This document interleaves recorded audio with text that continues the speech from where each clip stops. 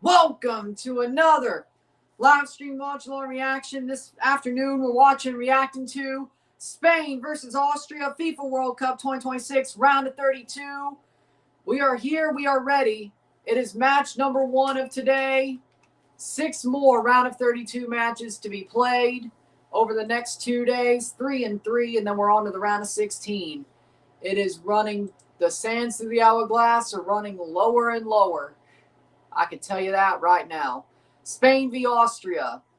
España contra Austria. La Copa Mundial de FIFA 16avos de final. Very, very simple here. The winner here moves on. I don't remember off the top of my head who they're going to play, but we will get going in minutes.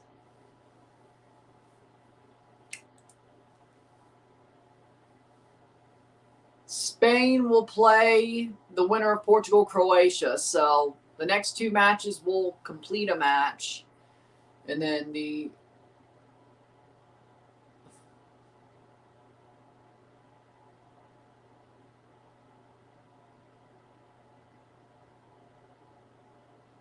okay, that's funny. Either way. And then today we also have Switzerland-Algeria. So Colombia-Ghana, once that game is played, we'll have our final match cleared. How's Tottenham signing all these players? Spending money. Either way. Makes sense. Starting 11s are as follows. Spending a lot of money. For Spain, in goal, Unai Simon. The back four, Pedro Porro, Pau Cubarsí, Aymeric Laporte, Marc Cucurella. Center defensive mids, Rodri, Pedri. Right wing, Lamine Yamal, Dani Olmo. Center attacking mid, Alex Baena. Left wing, Mikel Oyarzabal. Striker. For Austria, in goal, Alexander Schlager, Konrad Leimer, David Alaba, Kevin Danso, Stefan Posch, Xavier Schlager. Somehow they're not related, him and Alexander. I looked it up. Seawald, Marcel Sabitzer, Paul Warner, Romano Schmid, Michael Gregorich for Austria. Those are your starting 11s for this match. Our first of 3, we're just live for this one. We'll be back for Portugal, Croatia. I won't even have to change because Cristiano played for Real Madrid. Won't even have to change. I could just chill for 2 hours after this game's over. Or 1, depending on how long this takes. But I would assume this won't take more than 90 minutes. But what do I know? What do I know? It's the World Cup and this one's wild. So we'll just watch it play out. But with that being said, no RSR for this game. Live RSR for Portugal, Croatia, and just a live stream for Switzerland, Algeria. Because let me tell you, not at 1 in the morning, no. So, live RSR, live. Same with, well, technically tomorrow. Technically. Live RSR, live. Round of 32 recap, round of 16 prediction. Alessandro Schultz playing for Austria, huh? Former Vancouver player, right? Austria wearing white, Spain wearing red. Can Austria shock Spain? Probably not.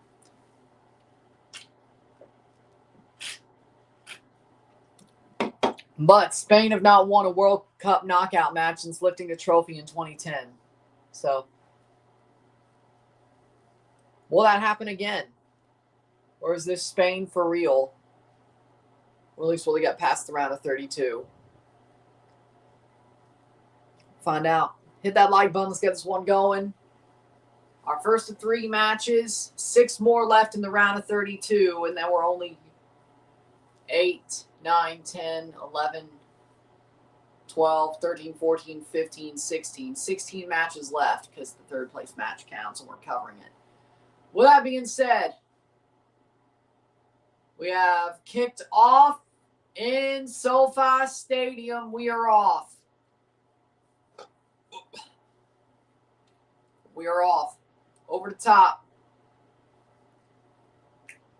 Spain and Austria, 0-0, 0-0. Should be an interesting game here.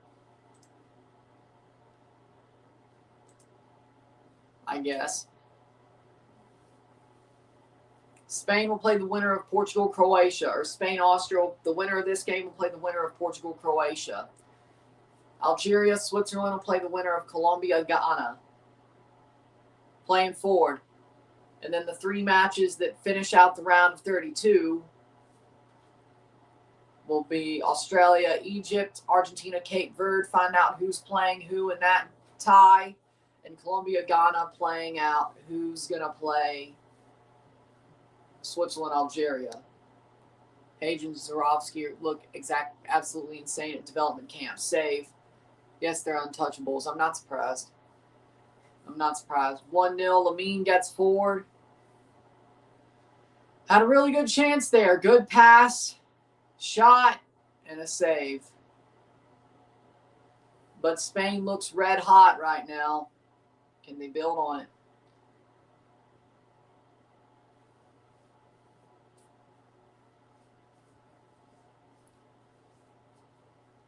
So yesterday was match 10 of 16 in the round of 32. This is match 11 of 16 in the round of 32.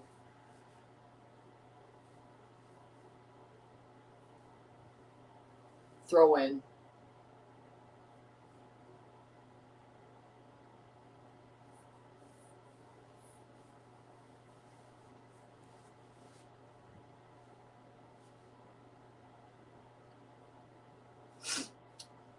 Playing forward, Spain gets tackled. No free kick. Yeah, these refs don't call anything. Steps up.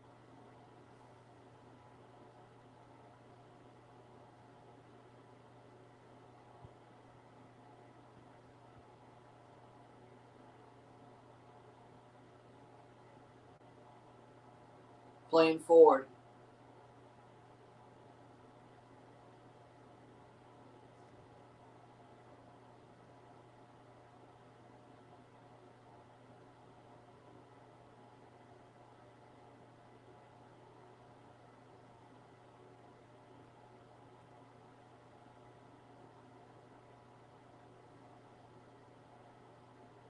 Ball crossed in and cleared by Spain. Good attack there by Austria.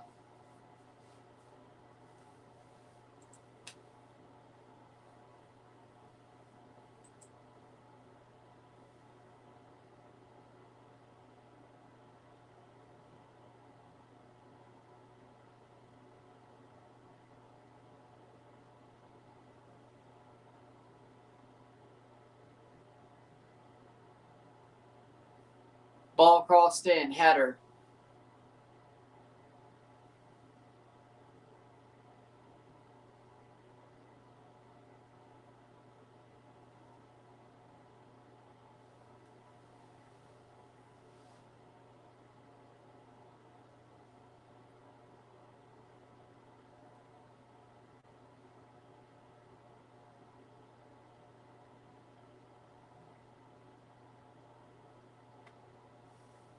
Four minutes in. Spain gets the ball back. Good attack. Goes down. Steals. Attacking. Here's Spain. Here's a chance. Blocked. Very entertaining to start. Ball crossed in. Lamine. Corner. Very, very high octane to start between these two teams. Definitely have created dangerous chances at both ends. Very interesting to start.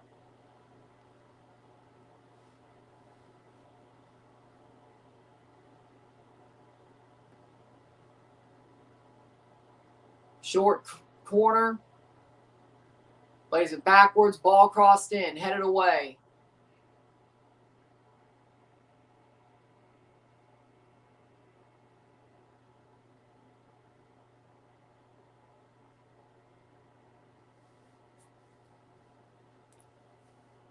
Sabit said.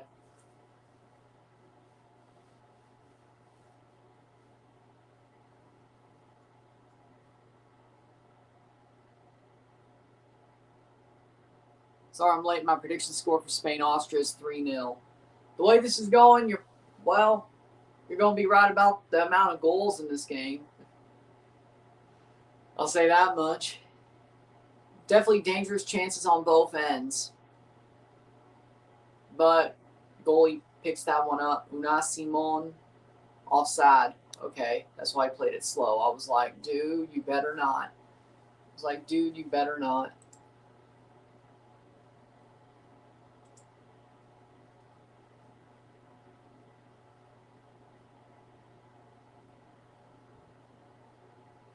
Canada's wearing their black jerseys again for the round of 16.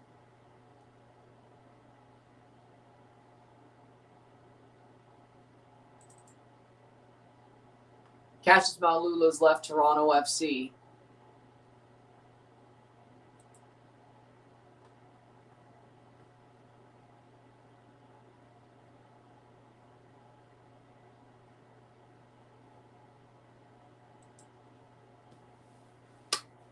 Six minutes in.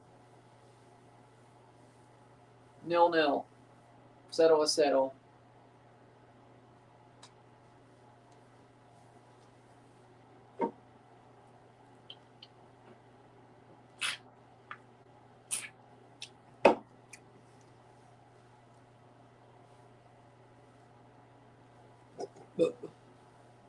Playing forward.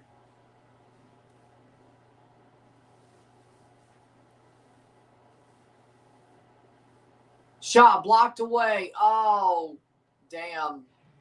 That one sucked for Spain. That almost... If that went the other way, that would have been so maddening.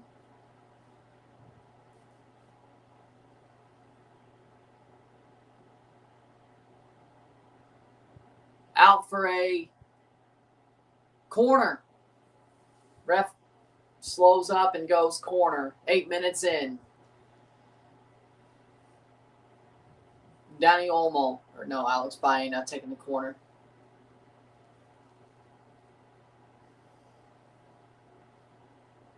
Match 1 of 3 today. 6 more in the round of 32. Then we go to the round of 16 and have those 8 matches. 4 double headers over 4 days in that round. Then we have a day off in between the round of 16 and the quarterfinals, but we'll be live for a Canadian Championship game that day. So we're still live that day, just not World Cup football. As I said, I think I'm going to be live, for like 36 days in a row? Like, whatever. Over a month, goal kick. Because it was June 11th, July 11th. That is a month. 12, 13, 14, 15. 16 with TFC. That's 35 days. No live on the Friday before the World Cup third place and final, but we're doing a prediction video for the final.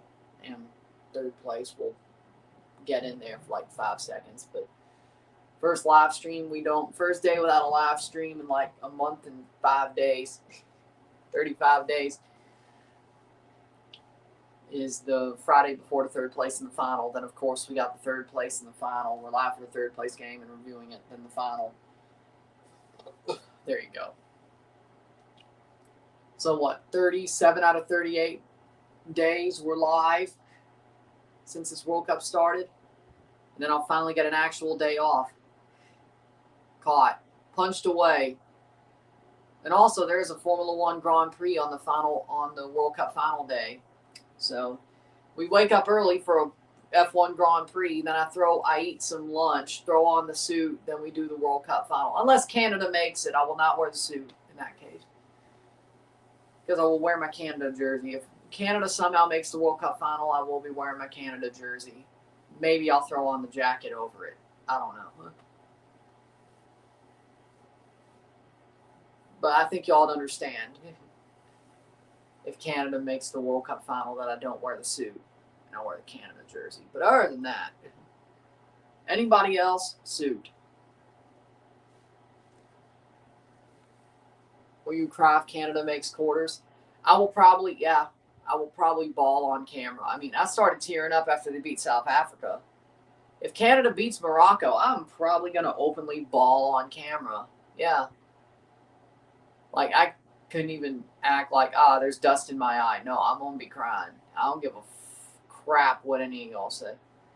Lamine goes down in the box. No penalty. These refs ain't calling nothing. Playing forward for Spain. As I said, I probably will be crying on camera. If Canada makes the quarterfinals, I will probably be crying on camera.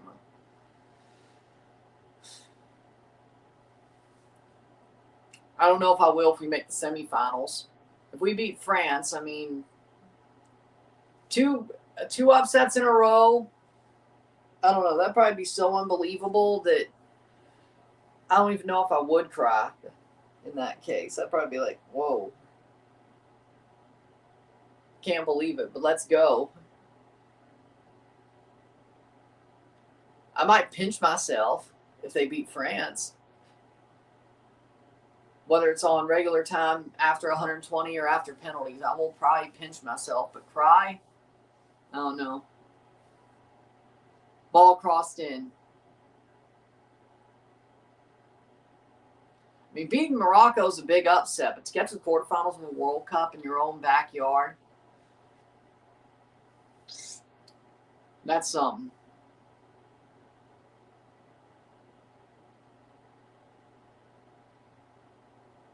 Like, if we don't make the quarters and Mexico and USA do, that kind of looks bad, to be fair.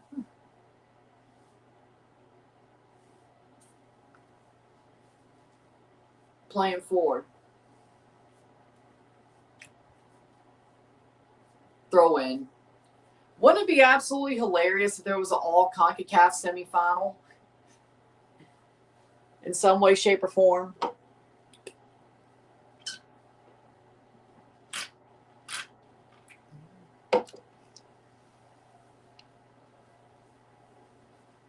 '13th minute. I want all three to make quarters. I mean, I do too. If there was an all-CONCACAF semifinal at the World Cup, that would be crazy.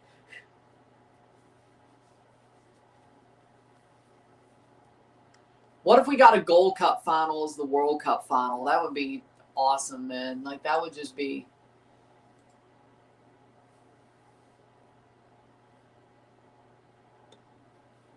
That'd be some...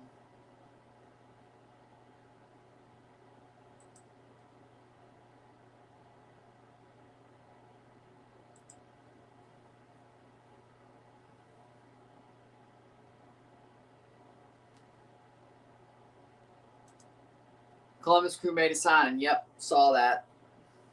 They got a guy from Real Sociedad, yeah. Interesting signing for sure.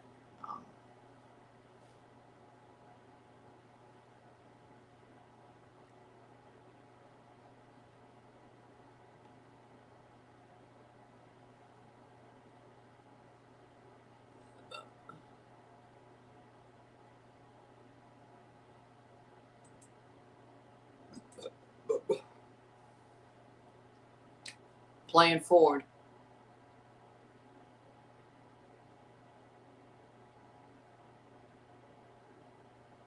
'14th minute. Bryce Mendez, he's good. Yeah. It is a definitely interesting signing, though. I was blanking on the name, but I saw the Sociedad jersey. But yeah, he's a good player. Yeah. I think it's an interesting signing. Bryce, he's a good player. Definitely be very good in MLS. I don't see why he... Then again, you don't know who's going to be a flop, but I feel like I think they're in a good spot with him. And the hosts going far will help the leagues too with exposure. Yeah, but MLS is still on Apple TV. And Leagues Cup is still on Apple TV. And Liga MX is on TUDNA.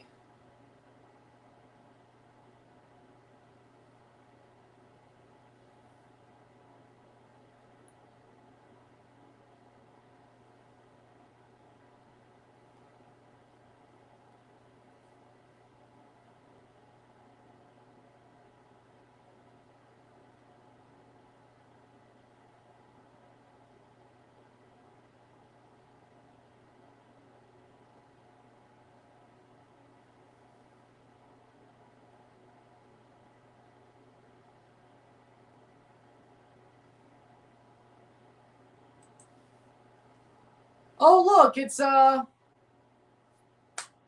Ruben from the F1 movie. Look. Damn it. Damn it, what's his real name? Shit.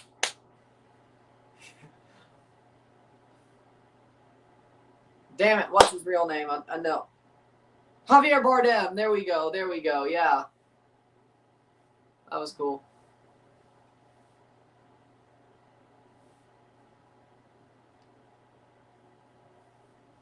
'16th minute, 0-0. There we go.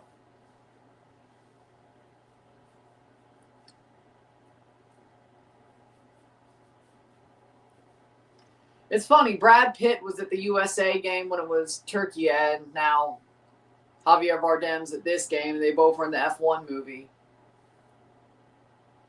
Now we just need Damson Idris to be at a game, or the one who played the strategist. Why did Rossi leave Columbus? Because Monterrey probably paid him a whole hell of a lot of money. More than Columbus was paying him. I mean, I'd take it too. Honestly, I'd take it too. Honestly, I'd take it too. Ball crossed in, header. Well, Mendez is Rossi's replacement. Exactly. I mean, it's 1-for-1. So, I mean, is he Diego Rossi? Probably not. Nobody's Diego Rossi. Just like nobody's Sebastian Giovinco. Well, Pozuelo tried, but, you know, I think Pozuelo was a little bit more creative. Well, he wasn't as lethal finishing-wise as Seba. Like, Seba could create, don't get me wrong. Pozuelo could finish, but it felt like the slider was near creativity more than finishing for Pozuelo. When it came to Seba, I think his slider was more near finishing than creating, but he could still do both, you know? And I'm not saying one was lacking, but like his finishing for a center attacking mid second striker was OP when it came to Seba. Pozuelo's creativity was OP compared to his finishing, but his finishing was still very good.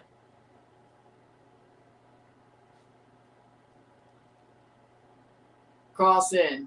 Like, for example, Messi scores goals. Is Gunther and Axiom watching this game and catering? Well, shit, they might be, actually. Well, no. It's Thursday, right? They don't have house shows on Thursdays, do they? Rarely. I think they're off for the fourth weekend, actually. I think that's why they taped SmackDown. So, no. But they might be watching it at each other's house. One might have came over to the other house. Probably. I don't know. I'm wondering more if... What I'm wondering more is Thekla and Gunther watching the game together.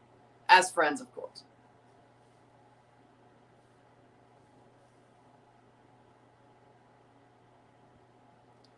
Barrett and Mysterio, lol. That's just because they love football. Barrett and Mysterio are probably watching the game together just because they love football. Barrett is one of the lads. Spain hasn't scored yet. They've been close. They've been close. What? You didn't say that one? Austria's better than Cape Verde. I mean, you know, I'm not totally shocked this is 0-0. They only scored one against Spain. Or Uruguay, my bad. Uruguay. They did score 4 against Saudi Arabia, so I guess Austria is better than Cape Verde, or better than Saudi Arabia, but as good as Cape Verde. They're better. I'm kidding. But, you know, and they're better than Uruguay. Okay, that's true. But sometimes it takes a while to score. I mean, Austria's played some really good defense, but there's both on Sunday. Oh, England versus Mexico. Oh, yeah, on Sunday. You're right. Yeah. But even then, they might just be watching together anyway. Damn, poor Steffi Vicaire is off TV and she can't even watch Chile in the World Cup. And I don't feel too sorry for her. She's got Miles Bourne. And I don't feel too sorry for her. She's got Miles Bourne to keep her company. I think she's fine.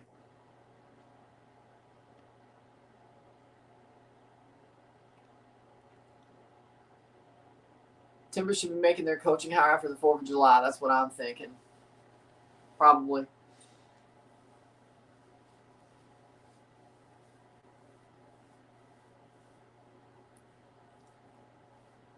Besides, would Chile even be playing a knockout game with how shit they are?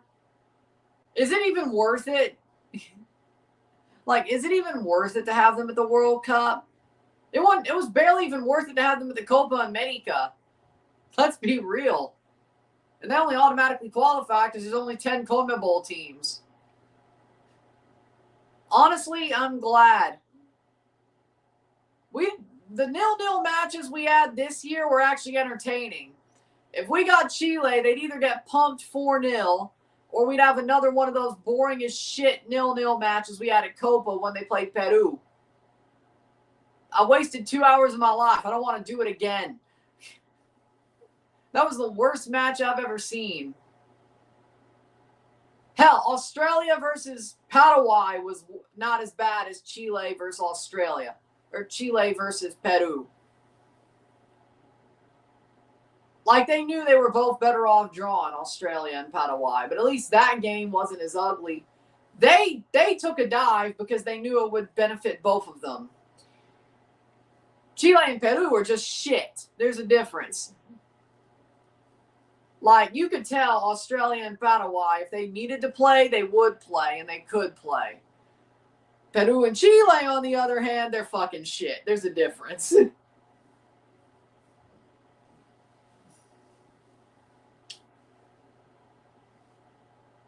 If I needed an insomnia cure, I would watch Chile, Peru, Copa America 2024 again. Or I may be so disgusted I might stay up anyway, just with anger in my eyes. I don't know. It'll either work either way. It either is my insomnia cure or I will be angry. I will be awake just because I'm angry having to watch that freaking disgrace again. And I waste another 2 hours of my life. Water break. That was a disgrace. And I said that 2 years ago when the game was played that it was a disgrace. I still believe it's a disgrace. That's the worst game I've ever watched. Chile, Peru, Copa America 2024 is the worst game I've ever watched. Horrible. Garbage. Garbage. It's a disgrace.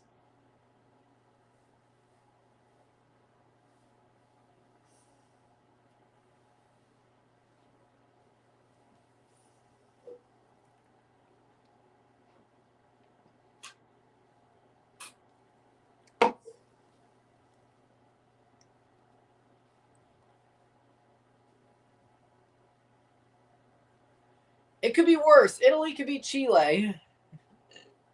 It could be worse. Italy could beat Chile. How we doing, son? Could be very worse. Italy might suck and they might have missed 3 straight World Cups, but Italy could beat Chile. It could be much worse. At least Italy has a future. At least Italy has good players in the pipeline. At least Italy don't play shitty football even if they do get eliminated from the World Cup. It could be much worse. Much, much worse. The problem is there still is a bit of belief there. Like when we had the playoffs. Like, they're still like, yeah, they probably should beat Bosnia and Northern Ireland, you know? Now, if it was freaking Wales, that would have not been something I wanted to see. But you know what? Maybe we would have been better off in Wales. It could be much, much worse. Peru is closer to Chile than Italy in the boat, so to speak. I think Chile's worse off, though.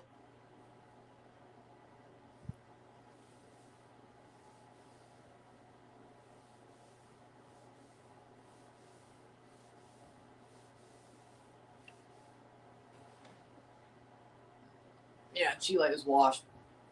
Enough about that. Let's talk about the teams actually in the World Cup. 26 minutes.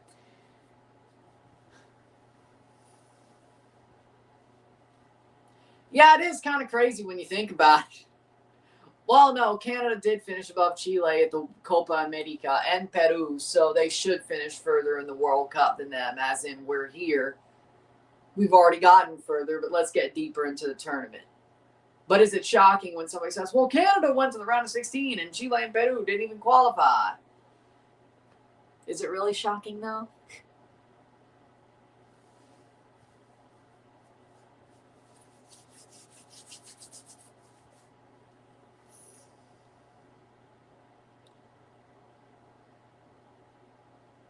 I say no. 26th minute. Do.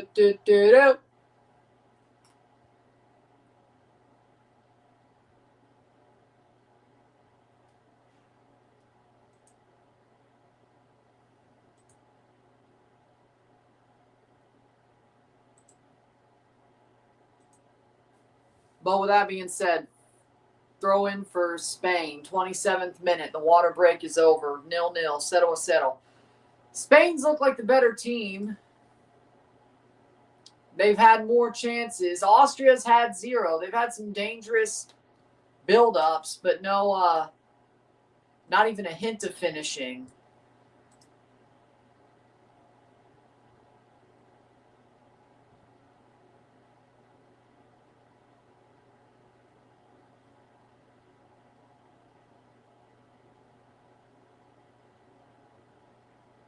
Lamine Yamal.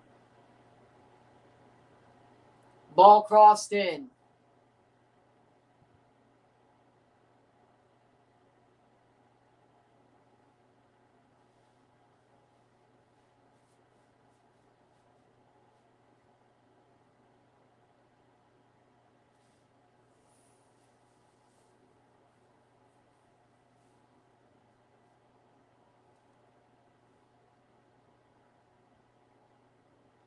Here's what they won't show you. Messi's whole bag being searched at the airport, but they'll show you Senegal and Iran being searched.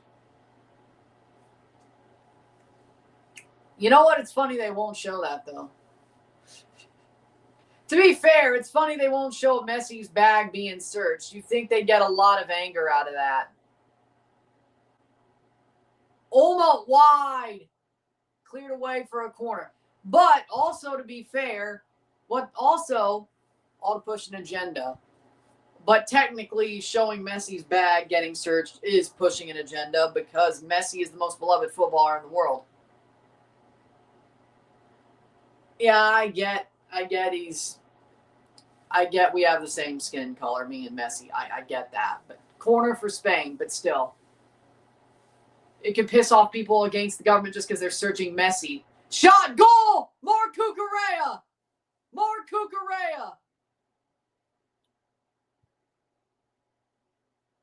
Oh, it was offside. Foul by the ref. A foul call. Ref called the foul. Really?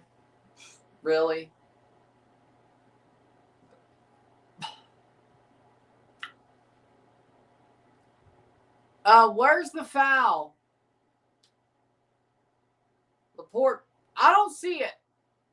That's just incidental. What is that a foul? My ass. Incidental. What, you can't jump for the ball now? What? What rule is... So you're telling me you can't jump for the ball in a header now? Because that's what you're saying. That's what you're saying. How is that a foul? They were jumping for the ball and the goalie got knocked over. You're telling me you can't jump for the ball? The fuck? This ref's an idiot. Arsenal's the reason these rules have changed. They're changing the rules because of Arsenal. But that's too soft. Just like the Germany goal. I mean, it's funny Germany got eliminated, but just like Germany in extra time, that was soft too. That is not a foul. Not in any way, shape, or form. Even with Arsenal's hijinks. That's not a foul. You're telling me you can't jump for the ball no more? That's as stupid as Pulisic's offside yesterday. is I've seen people jump for rebounds who are already in an offside position before, and it's never been called like that. So you're telling me years of precedent are gone now, or at least they should be. Or they should be. Because on a corner, they jumped for the ball and the goalie jumped into the offensive players. If anything, that's a penalty. But it ain't a foul on Spain. Pulisic's in an offside position because that ball was shot. It was a rebound and he pots it in. That's offside though. But I've seen other players on a rebound in an offside position. They get the goal because it went off a goalie. That ball went off the goalie. But Pulisic's offside. These referees don't know what the hell they're doing. Like, these referees legitimately don't know what the hell they're doing. Like, if my one complaint about this World Cup more than anything is the refereeing. Like, I love the football. I love the quality of football on the pitch. It hasn't been that bad to ruin the quality, but there have been some really bad. Yamal cutting in. Lamine!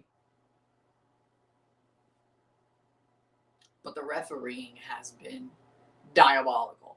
As in, they either don't call anything or they're obviously biased towards one team. Oyarzabal saved. Ooh, corner. And here's the thing. They're either not calling anything, whether it's the whole game or up until like the last 15 minutes, or they're completely biased to one side. And the VAR calls have been disastrous. When VAR has been used, it has been disastrous. It's like they are pushing an agenda in some cases. In some cases, they're just inept. Iran, they're pushing an agenda. Balogun, that was inept. Like, I don't know. These referees, man. It's funny that I think some of the better ref games at this tournament were all CONCACAF refs. No joke. I mean, I'm not surprised that Katia Garcia had good ref games. She is a very good ref. Katia Garcia is an amazing ref. I'm surprised Drew Fisher has had better ref games than some of these European guys. Drew Fisher fucking sucks. Tori Penso's had some good games, in my opinion, reffing. Elfath has had some good games. The CONCACAF refs legitimately might have been the most consistent in this tournament, in my opinion. And that's not just because I'm in CONCACAF. I just think that's the facts. I know they're very much performing up to the moment, which that gives me respect for them, I won't lie. Even Drew Fisher, who I think is utter shit, is performing up to the moment compared to some of these other refs. If Drew Fisher's making some of these other refs look bad, you really need to look inward. You really do. You really do. Because he's fucking shit. Because if Drew Fisher is making some of these English, any of these other refs, South American refs, European refs, Arabic, Asian refs looking bad, you got to look inward. Now, I'm not going to mind if Drew Fisher has the Ismail Elfath experience and actually learns how to be a good ref while at a World Cup. I won't mind. That's a good thing. But that shows you how bad pros' development of referees is as well. Or their non-development, I should say. Trying to get shit better. You've been around for 13 years and you ain't done a damn thing in getting refs better. But okay. Your opinion on Matt Freese. I thought Matt Freese was good last night. I really do. And I think Matt Freese will be good against Belgium as well. 35th minute. I have no reason not to trust Matt Freese as a goalie. Lamine nutmegs the guy, but he doesn't get to the ball. So either way. I mean, I don't mind. I don't mind if the World Cup's going to turn Drew Fisher into the next Elfath, who I thought was a garbage referee until he went to Qatar, and he learned a lot while he was in Qatar to become a good ref. And he's been one of the best refs in MLS and CONCACAF since. If Drew Fisher has the same thing, fine by me. Spain playing forward, cleared away. My prediction for USA-Belgium, 2-1 USA. 2-1 USA. Playing forward, Spain. Really? Telemundo is now behind as well. Cucurella, cross, shot, Oyarzabal! 1-0. Oyarzabal, 1-0. Perfect cross at the center of the box, and all he had to do was roll it in. Mikel Oyarzabal, 1-0.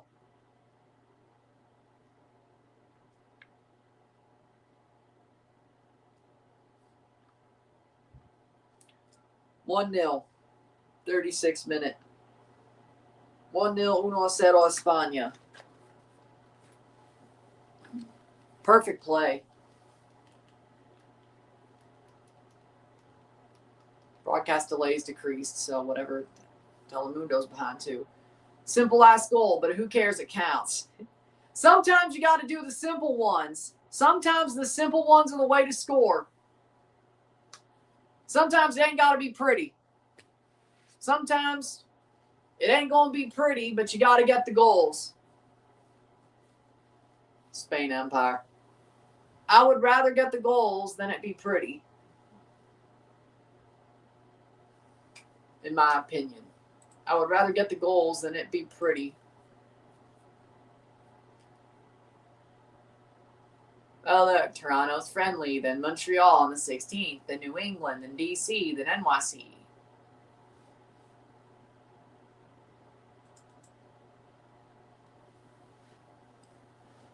Oh, Colin Murray Bulls is going to play at a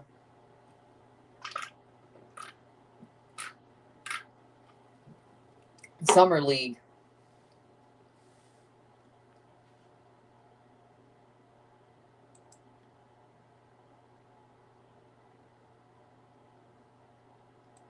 So basically the 905 plus CMB and the draft picks. Okay. Damn, Summer League's about to start. I didn't even... Shit, man. How the heck was that first goal ruled out? It's called the referee's an idiot. The referee's an idiot. 1-0 Spain.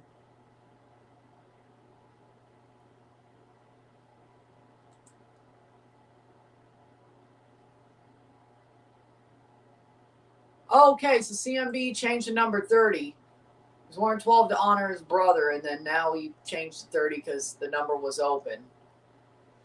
Okay.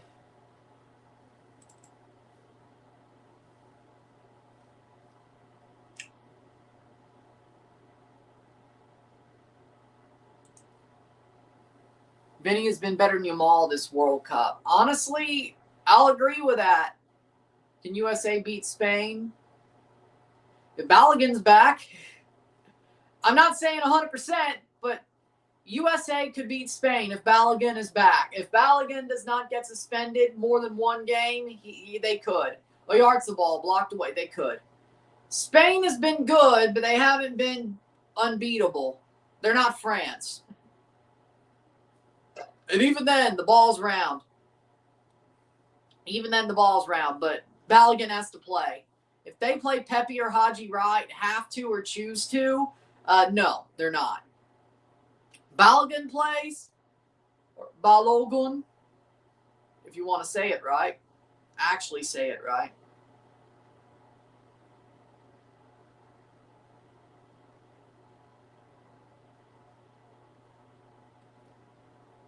Some people are...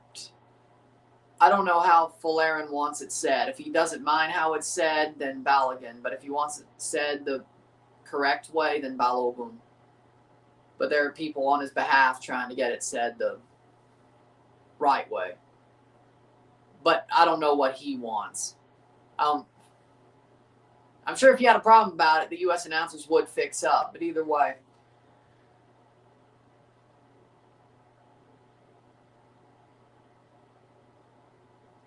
Haji, maybe Pepe overhyped. Knock off Santi. Good in the Dutch league. Trash everywhere else. I mean, Haji's good, but they don't want to play him. That's the problem. So how can you trust him if they don't want to play him? I like Haji Wright, but how can you trust him if they don't want to play him? Like, that'd just be crazy. Like, you can't trust the player if they don't want to play the player. I think that's a bad decision. I hope Haji plays against Belgium. I'd rather it be Haji over Pepe. I'll be on the money saying that. It should be Haji over Pepe. But will Poch do that? But if he does it, good. Then if you have to do it against Spain, do it against Spain. If you make it that far. I don't think Pepe's good enough for the World Cup. He was horrible against Turkey, yeah. I mean, he held up the ball okay enough yesterday on his little cameo, but I mean, they were down a man, but I think Belgium might be the best matchup for Pepe, as in it fits what he wants. It's not too physical of a game, and they're going to let the USA have the ball. I think that's better for Pepe because he's more creative and he's more speed than physical. Maybe Pepe should start. I still want Haji. But I can understand why Pepe would start against Belgium. I can understand it, but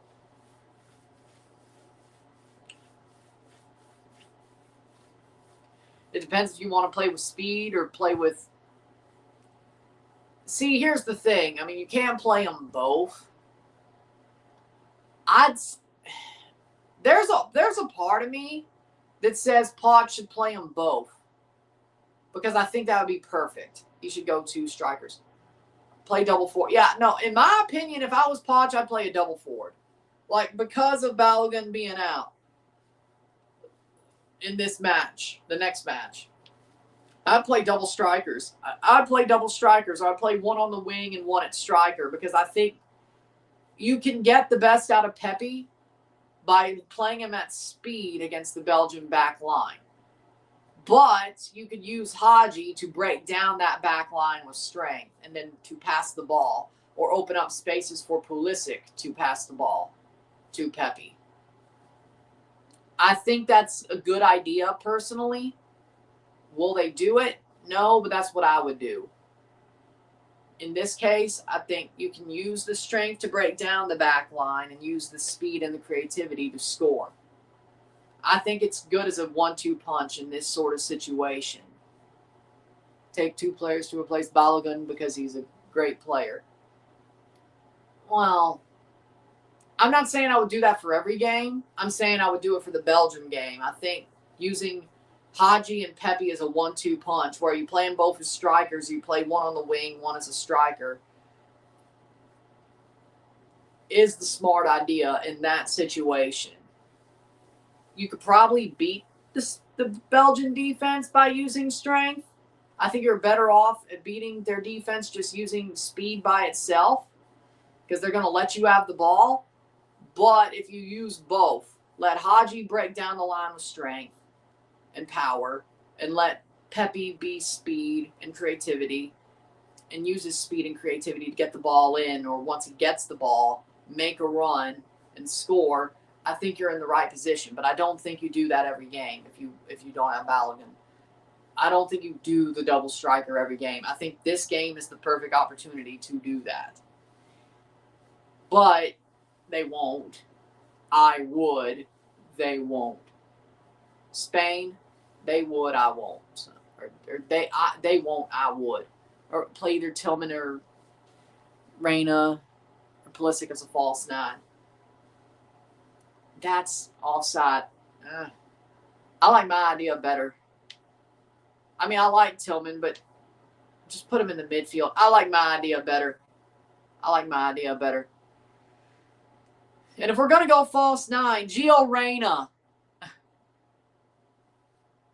Tillman's already going to be in the 11. Pulisic's already going to be in the 11. You want to go false 9, go Gio Reyna. Because every time they ask him to step up and people believe that he can step up, he steps up. This would be perfect timing for Gio Reyna to get his Streets Won't Forget moment. in my opinion. But I still believe in Gio. I always will believe in Gio. Playing forward, always will. Jakub Dobeš signed 3 years, 5.3 million per. Okay. But I'm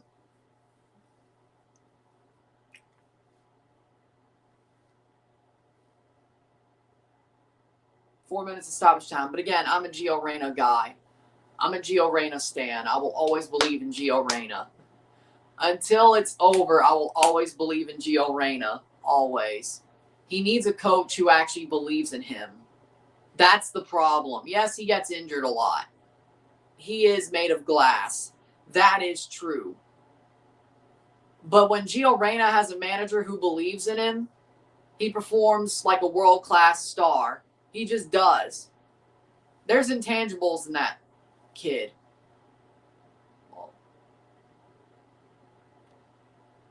Was I always older than him? Either way.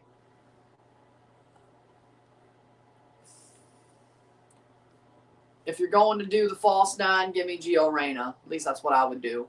Shot. Oh, off the crossbar. Header.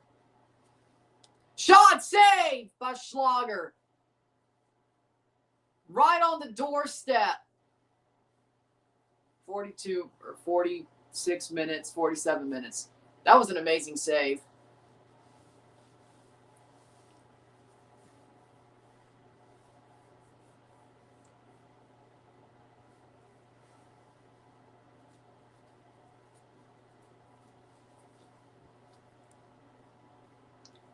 Schlager going full Bobrovsky. We really needed Diego Luna because we have no depth. As I said, they barely even have played Gio Reyna, which pisses me off. We have Gio Reyna. As in we, I mean the USA. They have Gio Reyna. People said Argentina played versus easy teams. Spain is literally struggling versus Austria. But are they winning, though? Now you're at the point where it's survive and advance. They're winning, though. And Austria ain't really challenged them either. Especially not since like the 15th minute. There were like 3 against the run of play runs they had that they never got a shot off on. It looked a little bit dangerous. Ever since then, they ain't had shit. So is it really struggling? To me, struggling is that you can't finish, but they're getting in behind you. And luckily, you haven't allowed a goal yet. That's struggling to me.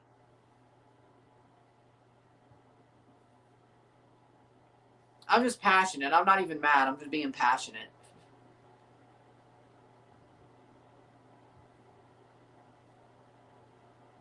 But sorry if you took it that way. I was just being passionate. But either way, Ovechkin's back for a year in Washington. Okay. But again, I'm not going to say somebody who's not allowed really any chances is struggling. Yeah, they may not be finishing, but they're controlling the ball. How is that struggling? To me, it's like, yeah, you can't finish, but that's whatever. That's whatever. Now, if they were getting in behind and you can't finish and you're lucky they're not scoring, okay, I can argue with that being struggling, but I'm not going to argue that you're controlling the ball and you're not finishing. But then again, it only takes one, I guess. Halftime. 1-0, 1-0, medio tiempo.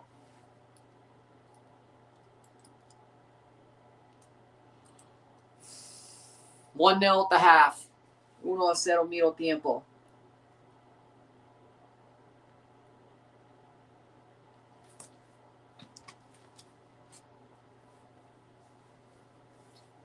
Is that the Santa Monica Pier?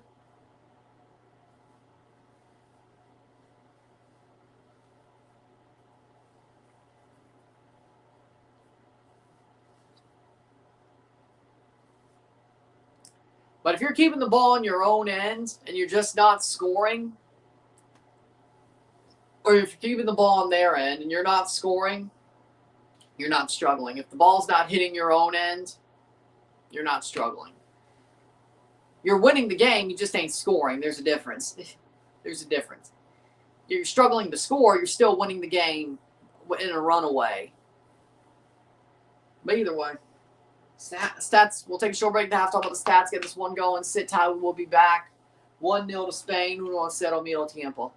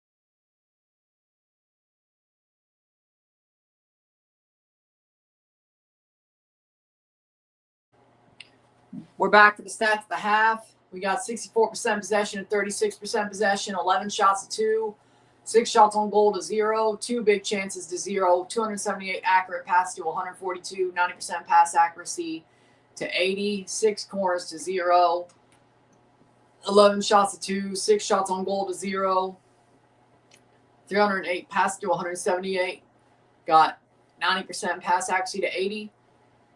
We got 1 offside to 2, 0 yellows to 0, 0 reds to 0, 4 fouls to 5, 1-0 at the half, 1-0 medio tiempo for me. Spain's been the better team. Austria's not really had that many great chances to score.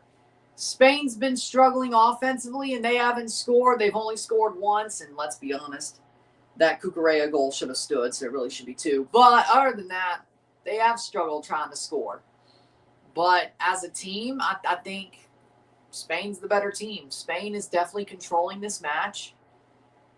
And Spain is definitely probably going to win this match if nothing changes. Austria needs to be more decisive going forward. And when they go forward, because they have gotten forward, they need to go for the shot. They need to try to get this game going overall. And we'll see how the second half goes. But Spain's doing exactly what they need to do. The way Austria's playing this game. It ain't pretty. It ain't dominant, but it's Spain's in the lead, and if this game doesn't change, Spain will not really have to break a sweat, truthfully. So we'll watch how the second half goes, but well, I guess they are breaking a sweat. They're in freaking LA in the summer. But you know what I mean. By not breaking a sweat. You know what I mean.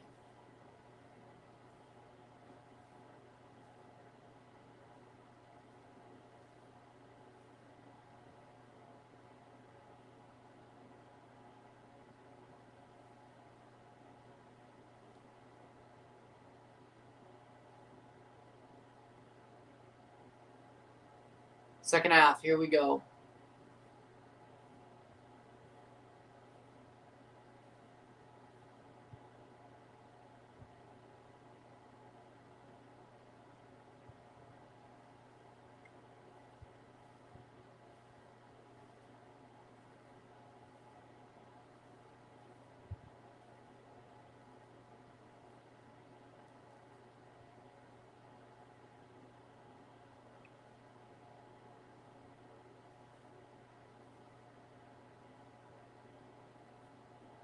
Here we go. Second half. Do you think the most disappointing player has been Nunes? No. Cristiano Ronaldo. But he has 2 goals in the World Cup against Uzbekistan. What has he done against actual teams? Nothing, right. And I'm a fan of Cristiano. But I can't even defend this shit.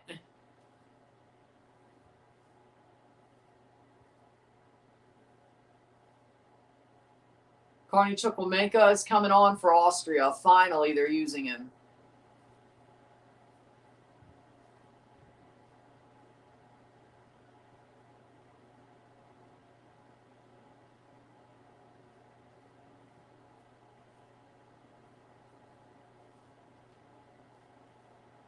Schlager and Seawald off for Grilic and Chukwuemeka at the half.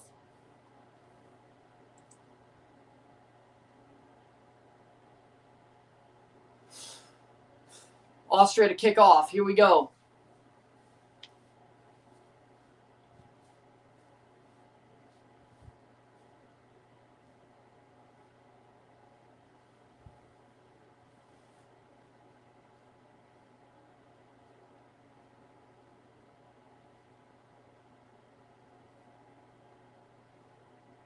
And we're off.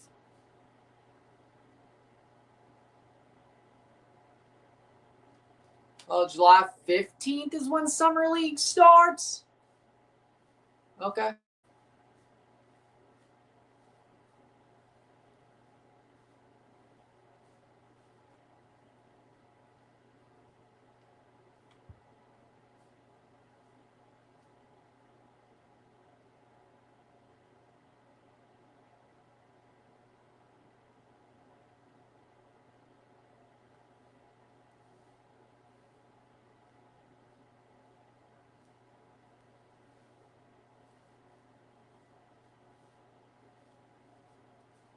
46th minute. Here we go. 1-0, 1-0.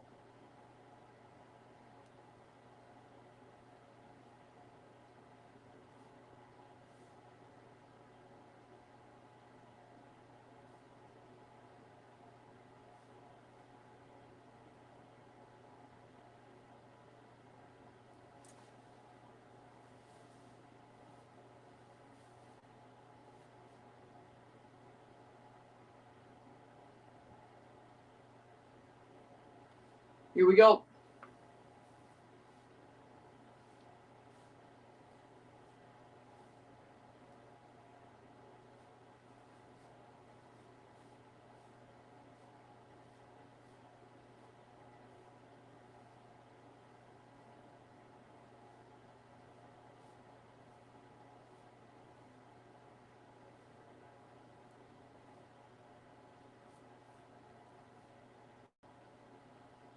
Spain playing forward. It's not fair the other teams have to battle it out with other teams while Spain doesn't. Well, tell Austria to actually try then. Huh?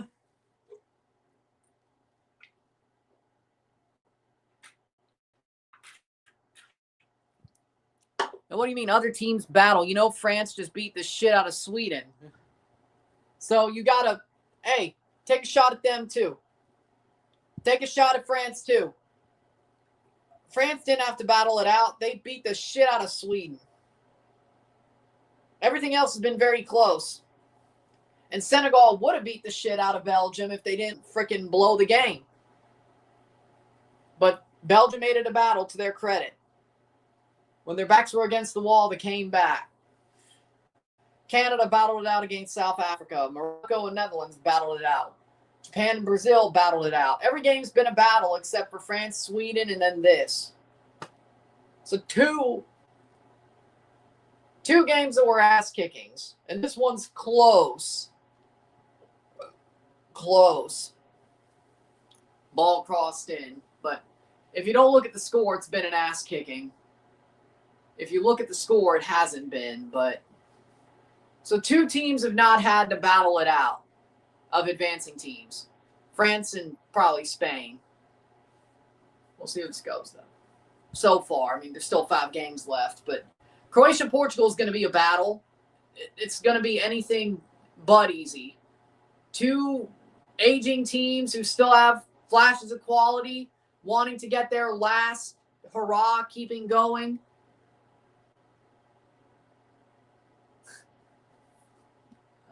Maybe. That's going to be a hard game. No. It's about the players in these games and who scored the goals and the stats of each game. Come on, Argentina. Argentina-Cape Verde should be easy. I'm not going to lie. But we'll see if that becomes a war. But it's about, like, the notes for each match. The notes for each match. Whether I'm reviewing the match or not, I still write notes. And I take physical notes because I love physical media. Like, I want to save my notes.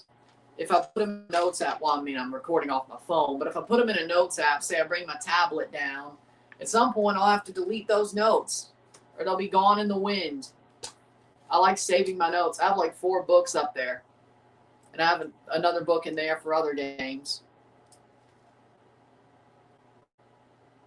Torta or a sub? Talk about food, or are you talking about...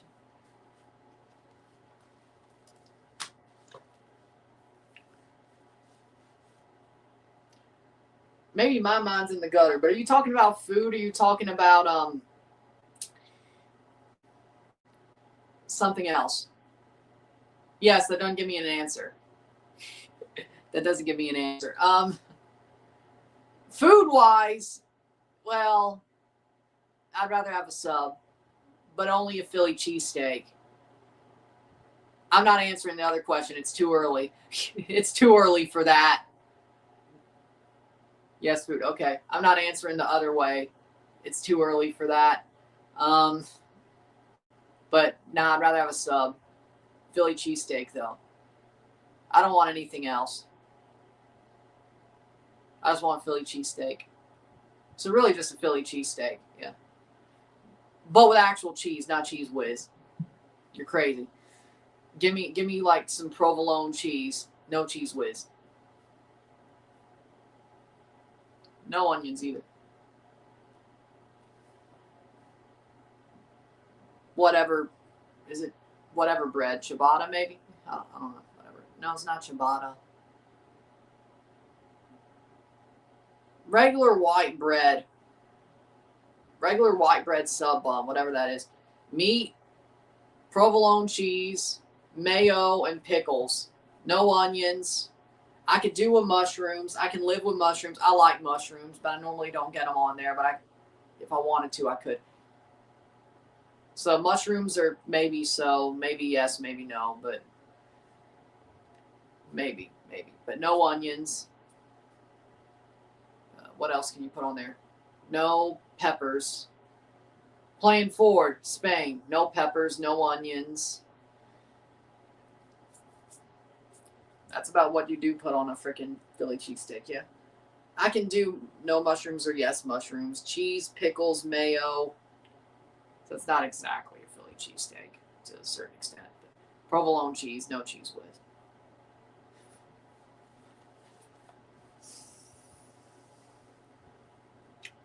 53rd minute.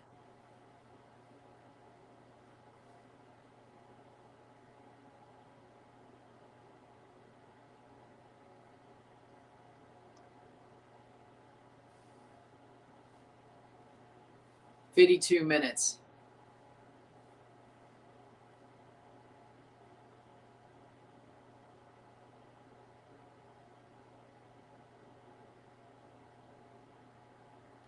One 0 1-0. But enough about that.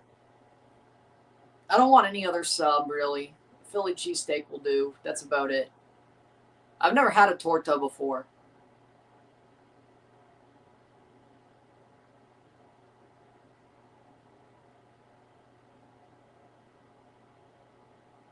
Honestly, kind of was a bad question. Playing forward, shot wide.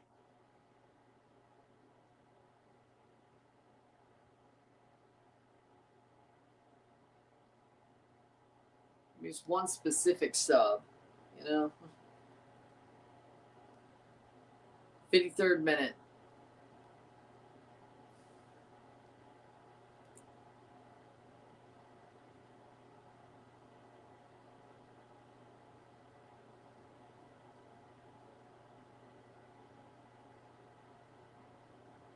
No. I've had enchiladas. I've had tacos. I've had fajitas. I've had churros once or twice. I've never had a torta, no.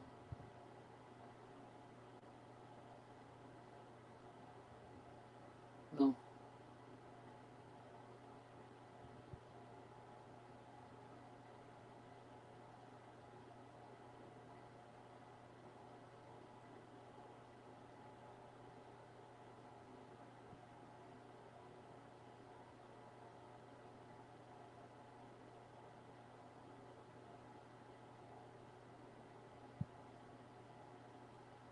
$55th minute.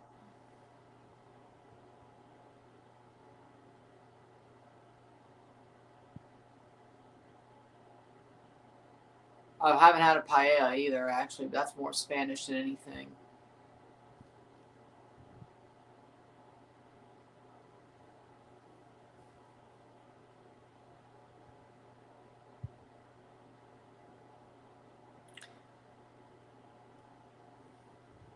Oh, Kobe Jones and Rio Ferdinand sitting together. I didn't expect that.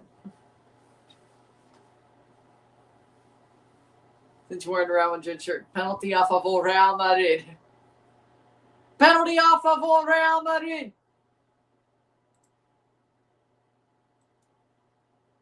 Penalty a favor Real Madrid.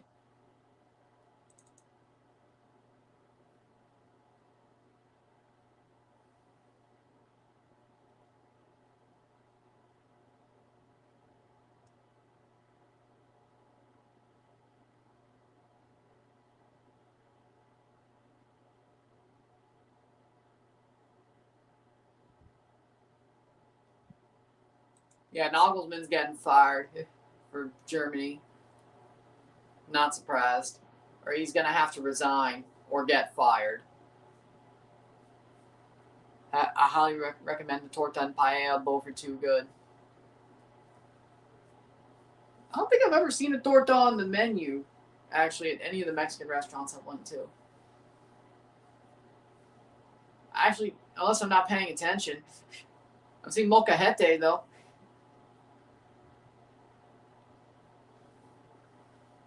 And, of course, paella. If I'm going to have one, I'd rather go to a Spanish restaurant. You need to broaden your horizons, Ryan. I tried. I tried. I used to not be able to at all, but at least I tried. That advice would have been better for like 13-year-old Ryan about broadening your horizons. I've tried. I try to broaden my horizons. I used to be every Mexican restaurant should have them though. Maybe I haven't paid attention. Because I mean, I think I go to pretty authentic Mexican restaurants around here. So maybe I'm just not paying attention. I know what I want. Or at least I know the idea of what I want when I go to one. Quesadilla, tacos, fajitas, molcajete.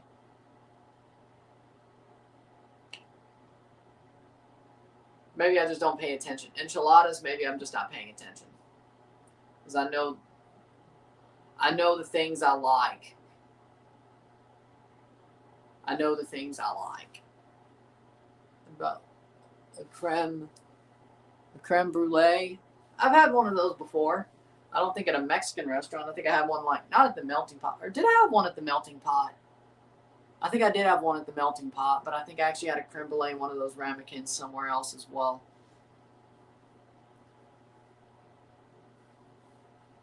But not at a Mexican restaurant. Was it Bella Milano that I had it? I think it was Bella Milano. The Italian restaurant that had a creme brulee. I think it was Bella Milano. If Lamine Yamal doesn't get back in form, Spain can forget about winning the World Cup. Sadly enough, he came in injured. Are they pretty? Yeah, they're pretty good. I mean, I'd say they're pretty good. It's been a long time, but I thought it was good. I don't get many chances to eat a creme brulee. It was pretty good, though. 59th minute. I'm not that rich. I mean, Bella Milano is not that high class, but, you know, I mean, it's a good place. Maybe I'm misremembering, but Arnautovic, it was Palos at the Mansion. I think that's closed. Either way, Gregorich and Schmidt are off for Arnautovic and Kalajic. Oh, their hero Kalajic. They got him here.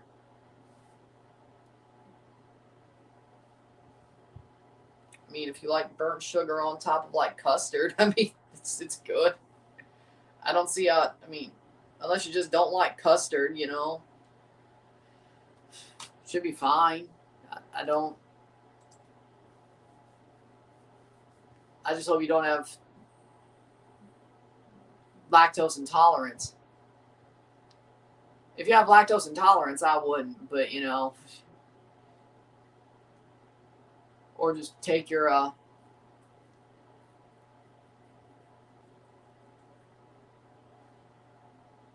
or just, you know,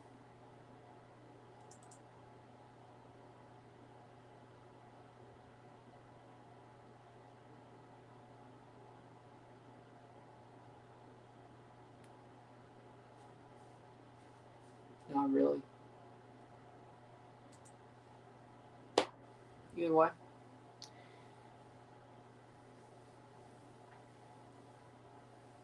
Playing forward to Spain.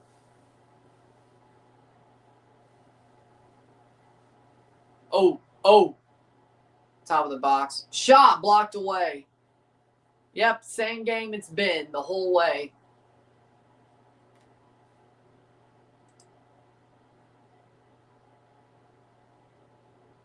Kyle Lowry to retire with the Toronto Raptors on Tuesday, July 7th. 1 year or 1 day contract for Kyle Lowry on the 7th.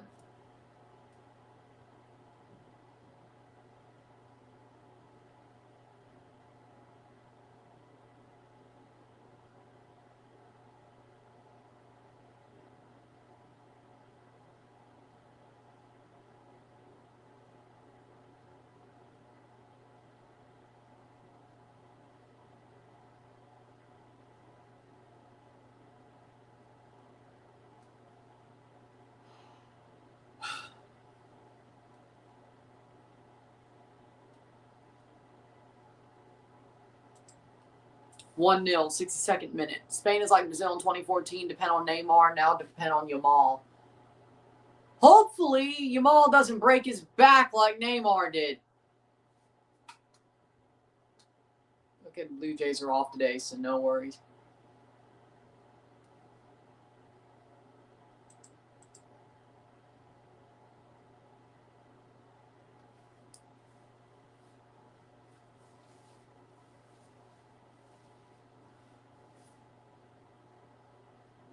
But then again, Yamal came in injured, so hopefully he gets in form by, I don't know, the round of quarters.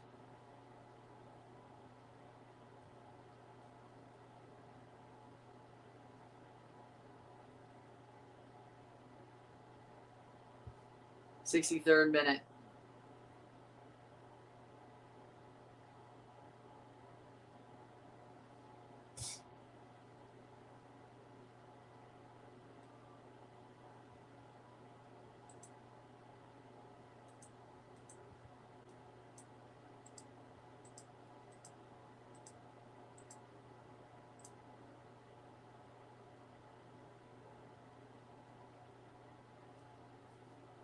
Over the bar.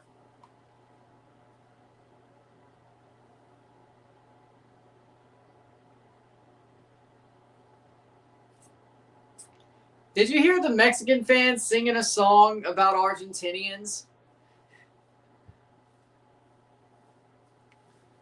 That's, Spain ain't winning nothing. USA beats Spain. Again, they need Balogun to do that. Mexican fans sang a song that said Maradona's already dead.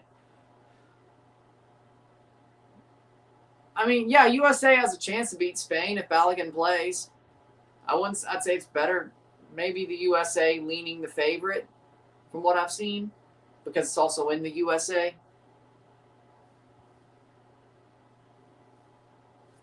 Damn, I didn't realize Mexicans and Argentinians hated each other that much. I mean, I knew they did. I just didn't realize, bringing in Maradona, Jesus.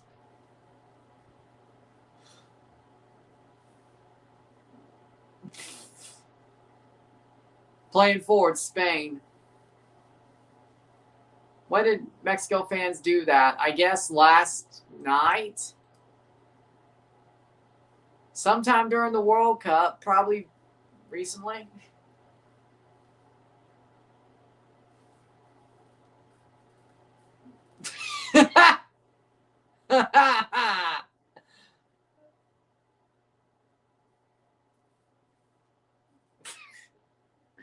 $64th minute.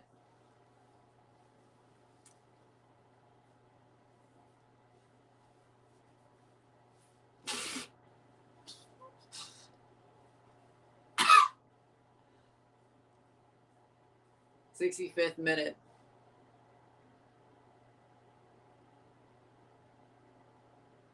Cucurella plays it through. Alex Baena. Cross. Header. Goal. Spain 2-0. 2-0 Spain. Good cross and a header by Pedro Porro. Good job, Spud.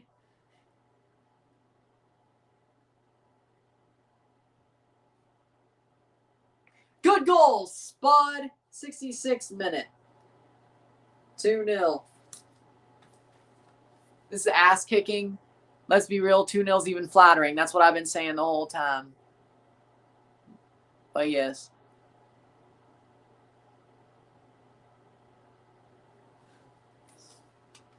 A Spud with a great goal. Probably the best thing of his season.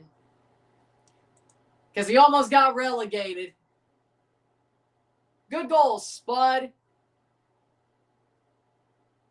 Ball crossed in. Header, boom.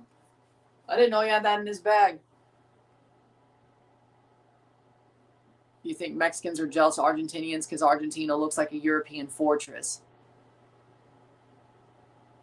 Possible. I wouldn't know. 66th minute. 2-0. Well.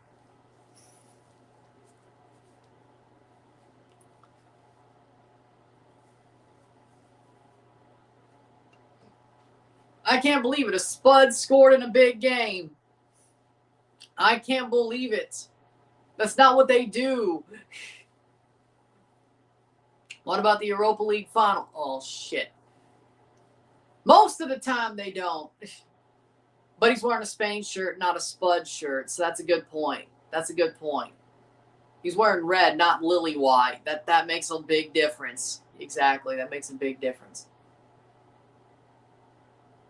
Plus, Argentina won the World Cup and had legends. Spud saw Arsenal win the league and decided to turn up. Fair. Water break. Well, there was a goal. Now it's a water break. 67th minute. I don't think Telemundo's that behind.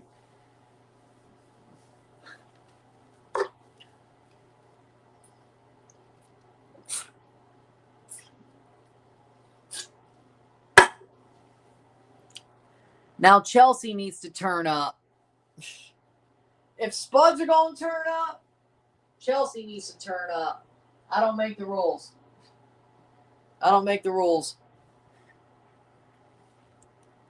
Maybe Xabi Alonso's us trying to start turning up. I don't know.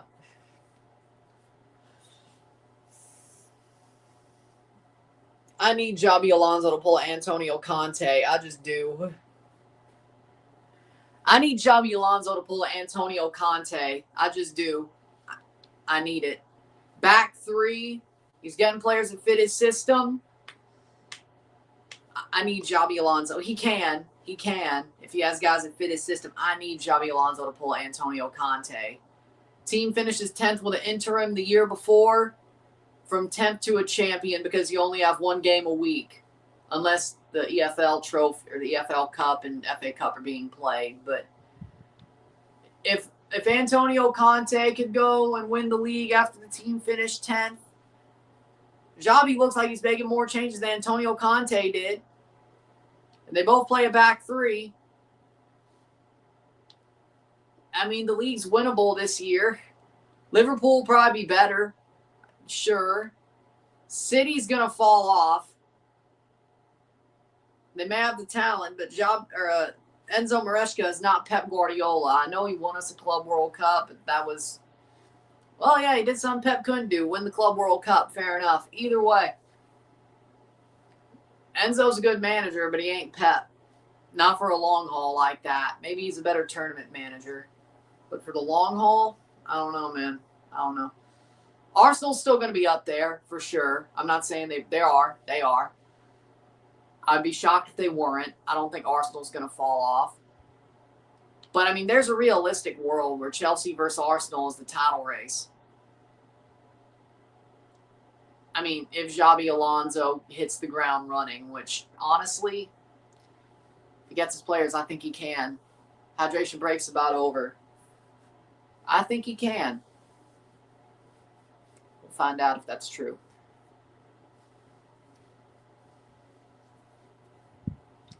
And Tottenham's going to be pretty high on the table, I have to admit.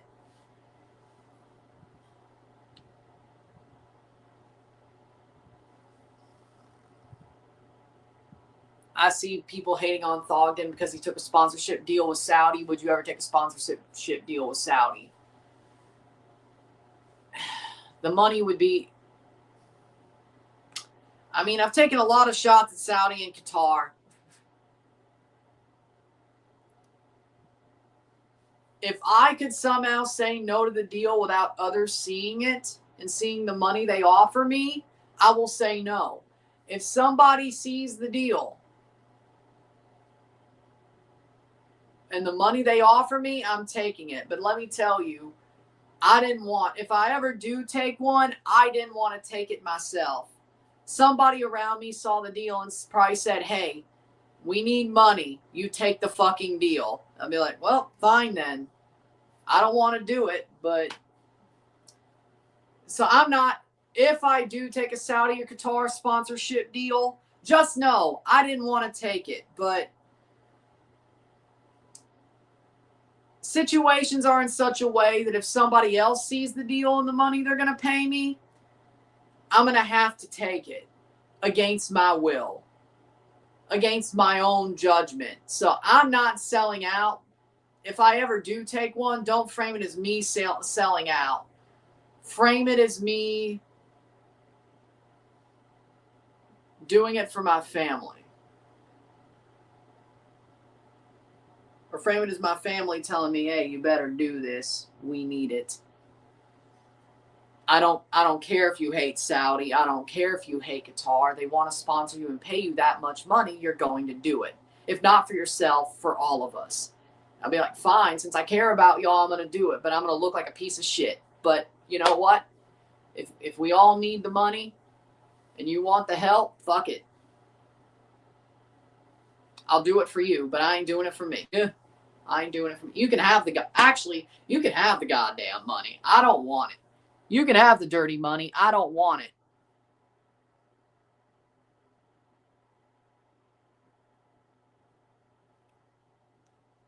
Well, they don't offer as much money. See, the thing about Saudi and Qatar is they offer a lot of money.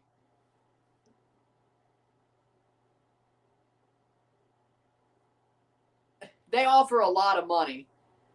Way more in comparison, to a point where it's hard to say no when you're in a bad position and not a great position. It's hard to say no. The others don't.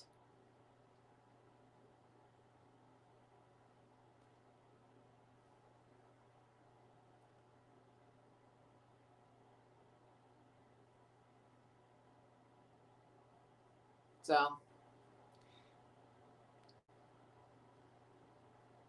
I mean, if the others, at least Saudi Qatar, pay you the money where it's like, well, shit, if you're in a bad position, you take the money. Or if your family's in a shaky position, you take the money. They don't. They don't.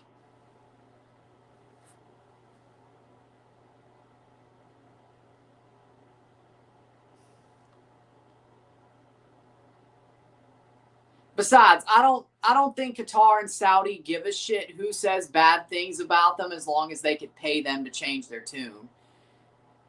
The others are like, well, if you do, they're gonna blacklist you anyway if you're critical of them. So I don't think I have to worry about that one. I don't think I have to worry about that one.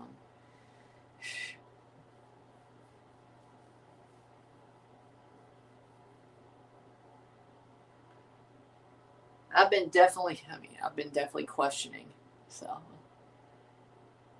always have.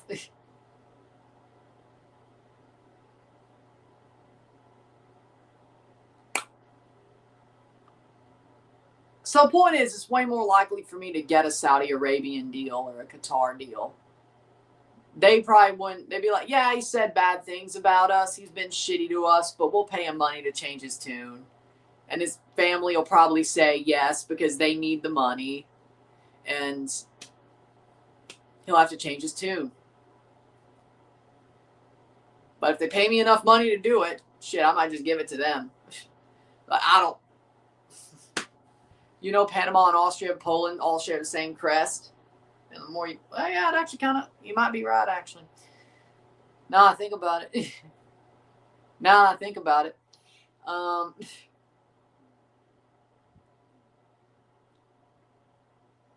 A number under $10,000 is not enough for me.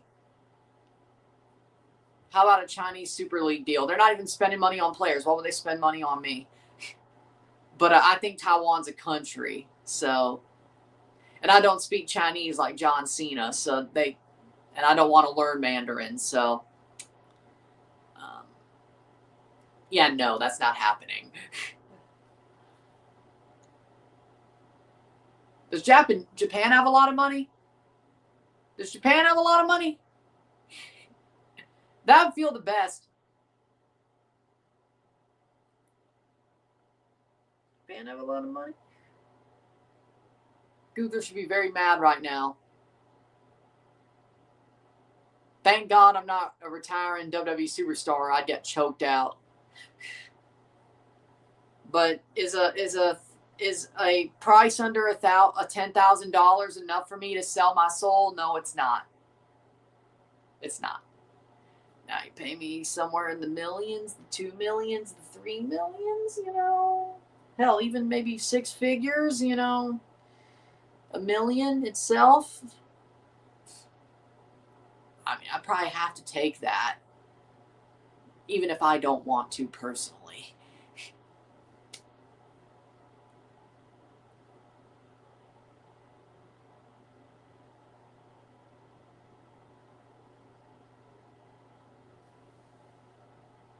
They just invest into homegrown their youth. Well, you must be talking about Japan. You must be talking about Japan. But either way,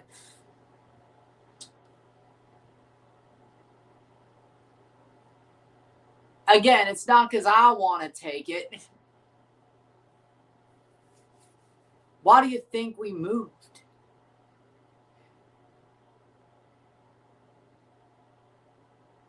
Well, no, the house was kind of, even if things never changed, we probably would have had to sell the house at some point. But, you know, why do you think we moved?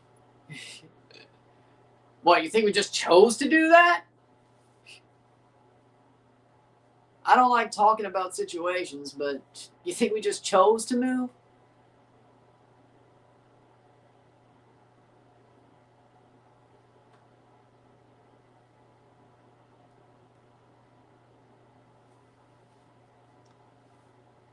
As I said, I don't want to take the $1 million, $2 million, 6 figures from Saudi or Qatar. But again, as I said, if somebody else in this house sees the deal, I'm going to have to take the fucking thing. I'm not the one selling out. Shot wide. As I don't personally want to sell out. But if somebody else sees that deal, with my sleep schedule, pretty possible, I'm going to have to take that deal. Because you think they're going to say no to a freaking 6-figure $1 million contract? I would. My morals, I would. There's other ways of doing it, though. Here's the problem. We kind of need it anyway. A lot of those other things take a lot of time. If I got a one or an off, a lot of those things take a lot of time. Being paid by Saudi or Qatar don't. As far as I know.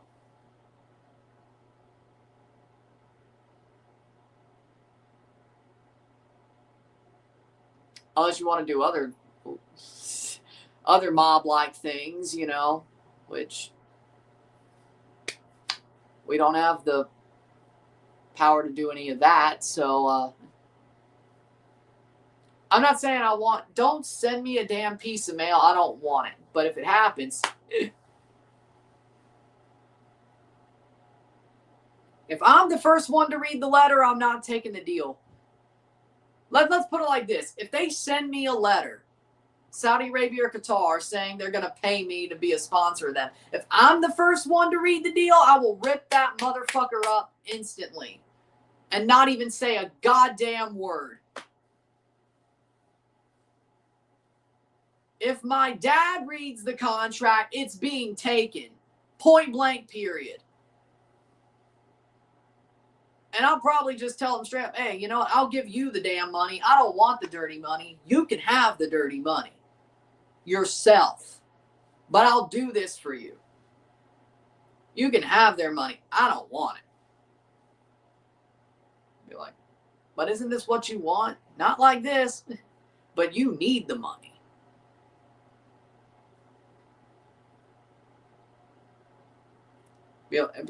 We need the money, right?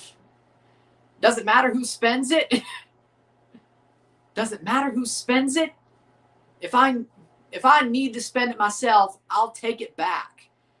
Or we can have it. But right now, I don't need to spend it myself. You can have it. And that's still selling out. I mean, if it's to help your family out of a hard situation, is it a bad thing to do?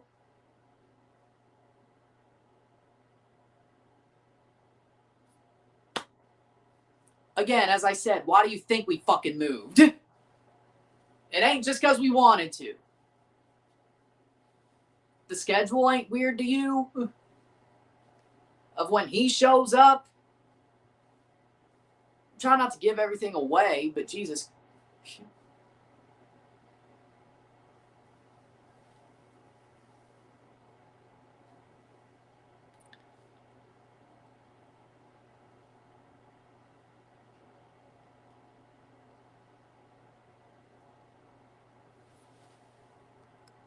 Unfortunately, I'm right. Exactly. That's why I said, if I see the deal, I'm ripping the first. If they do send me one, I'm ripping the thing up instantly and not saying a god. I'll put it under the bottom of my fucking trash bag in my room, and I'm not saying a goddamn word. If he sees it, it's being taken. If I can lie and not even, which very likely, if I get a piece of mail from them, Spain's winning 2-0. If I get a piece of mail, not expecting it from Saudi Arabia or Qatar asking to sponsor me, he is going to see it first. So it's going to be taken. But if I somehow walk to that mailbox and see it first, I am putting it in my fucking pants, taking it to my room, opening it, reading it, and ripping the goddamn thing up and putting it at the bottom of my trash can, not saying a goddamn word. But that's very unlikely. If it happened in my email, I'm deleting that email instantly. But if it's a piece of mail, or if it's an email, it's more likely I see it first because it's my email. Well, if I'm doing it for my family, is it wrong? As I said, if I'm doing it for my family who probably needs that money, if he had his old job, which is a good job, maybe I wouldn't have to take that deal. But,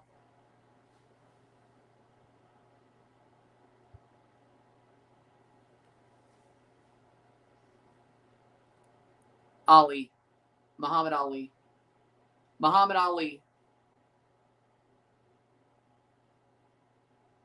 Shot blocked away.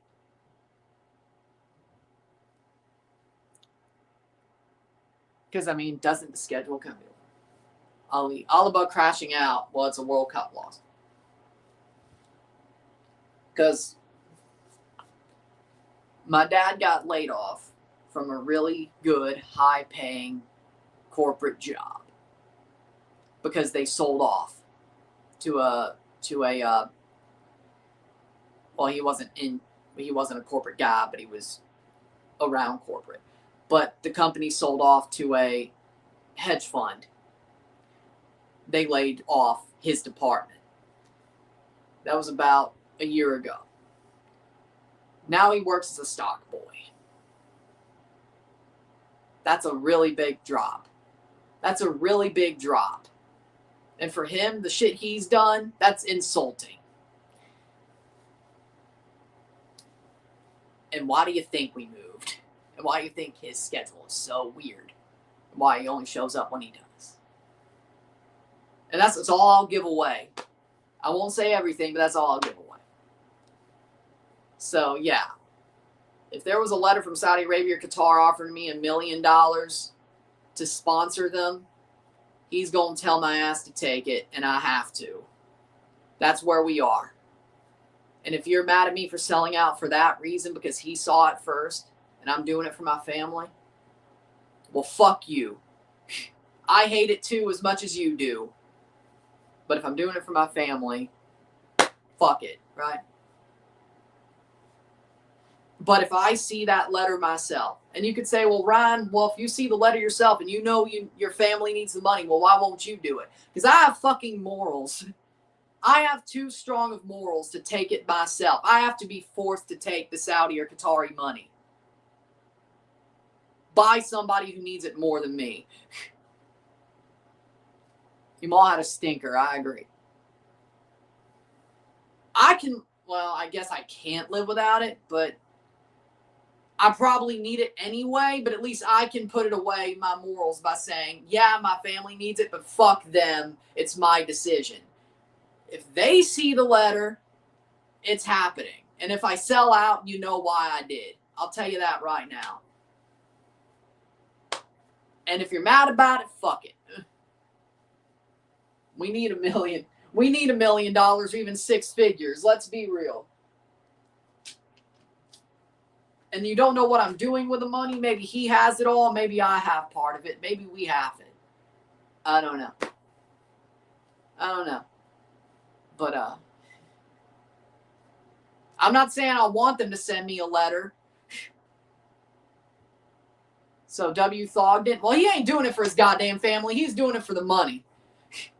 So, hey, you know what? Whatever. He can do what he wants. He's doing it for himself. I'd have to do it for my family.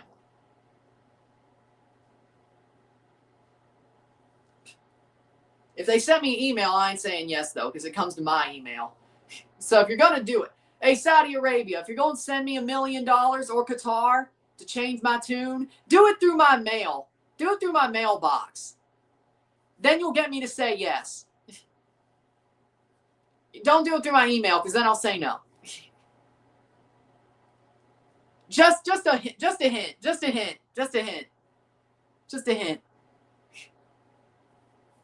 Playing forward, Spain. Just a hint. Shot, goal. Oh, he arcs the ball with a second. Just a hint. Or, you know, a certain team could just call the pirate. You know, we won't have to worry about selling out. You know, because I think both of us would get paid in that situation. Oyarzabal with 2 goals. 3-0. That ain't selling out.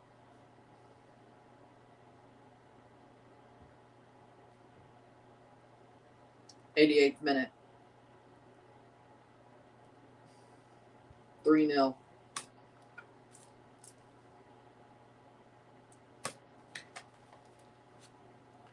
They gave Oyarzabal all that space. 89th minute. Yeah, you can't do that. 3-0, 3-0. Damn good finish, too. So, basically, if I ever sell out to Qatar, you know how it went down. Your prediction came true once again. Good job. So, basically, if I ever sell out to Saudi or Qatar, you know how it went down. They put a letter in my mailbox. I sleep too long. My dad sees it, opens it, because he sees it says Saudi Arabia or Qatar, and I take the fucking deal because it's $1 million or even at least 6 figures. Because we need it. Pathetic Austria. That's about what it is. So if I ever do sell out to a Gulf country, just know it wasn't my yes, or it wasn't my clear yes. I was forced to take it because somebody in this house who needs the money more than I do, well, I guess we all need it, but, you know, said yes. So we could get more money that we need. Whether I split the check or not, frankly. But you know but then you could be like, well, Ryan, you know the family needs the money. Yeah, but I have higher morals than that. I mean, my dad has morals, but when it comes to money, he'll take the money over morals. Me, I actually have moral. But maybe I'm too young. And he's very too grizzled to care about morals in chase of money. I do. I'm too young and idealistic. He's too old and jaded. So, If he sees somebody offer me 6 figures or $1 million to sell out for him, he's going to make me take it. Not just because probably for my sake, but for all of our sakes.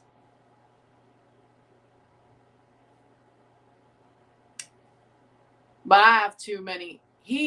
We need money, but even if he still had his good job, he probably would force me to take it anyway. But I'd probably have less of a problem saying no if he still had his good job and we were still in the old house. Now,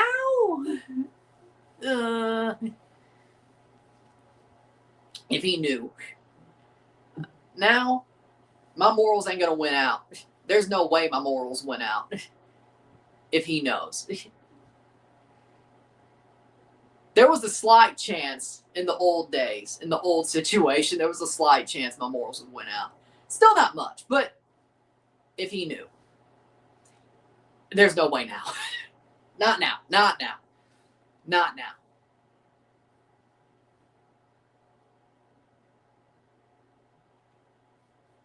Not now.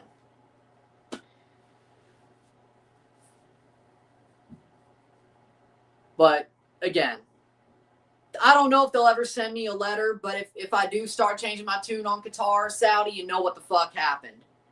Since we got started on all of that, you know what happened. If it hits my email, you'll never hear it. If it hits my mailbox, you're going to hear it. Because I was told to take the money. I was told to take the money. And I'm not saying my dad does have morals, but when it comes to money, he'll say, take the money.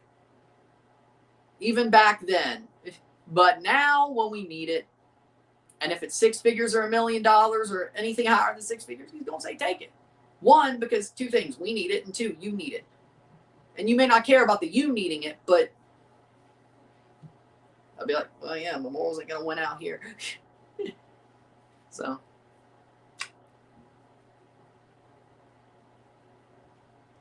And no, I'm not trying to manifest anything. I don't want that letter. I don't want that letter, but all they got to do is ask YouTube, and they'll probably figure out where the fuck to send it. You know, because AdSense has it, 6 minutes of stoppage time.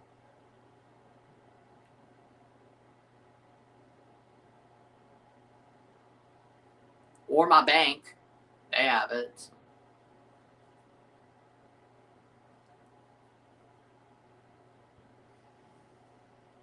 I don't know why they want me, but you know, whatever.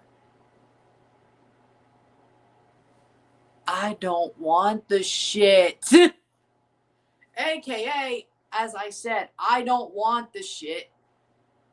But if somebody in this house that isn't me finds out there's a deal on the table that's over 6 figures or $1 million, we're gonna fucking take it. Whether they get all the money or I get half of it, it's gonna be taken. If I'm the only one who knows, cross my heart, hope to die, nobody's going to know but me. And there's going to be a no. But if somebody else in this house finds out who needs the money more than I do, it's going to be taken. I don't exactly want a LARP, but, you know, I don't exactly want a LARP, but, you know, I don't know to be honest, in that situation, I don't even know if the money's going to be mine. I don't even know if I want the money to be mine, at least in the first place. I'd be like, hey, you can take all the dirty money since you need it. You can take all of it. I don't need it right now. How about we split it? Be like, well, shit, if that's the way you're going to do it.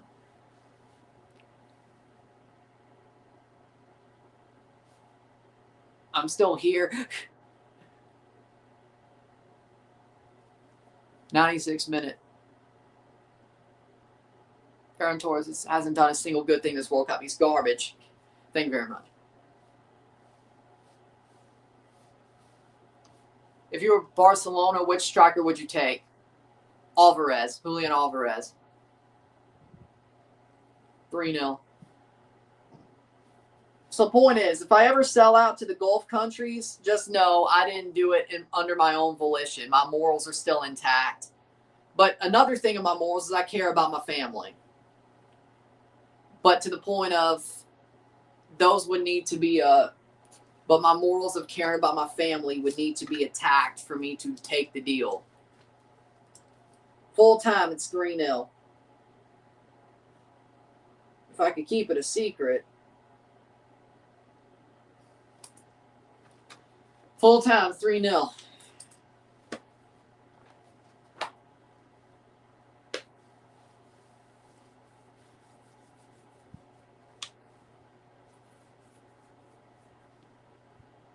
But then that's not either way. 3-0 to Spain. But I'm not the one attacking my own morals.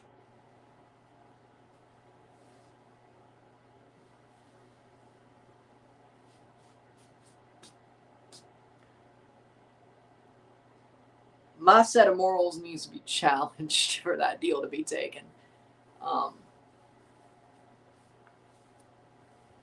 By somebody who cares more about the money than me.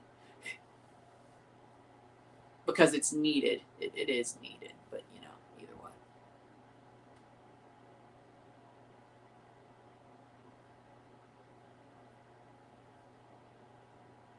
Probably not.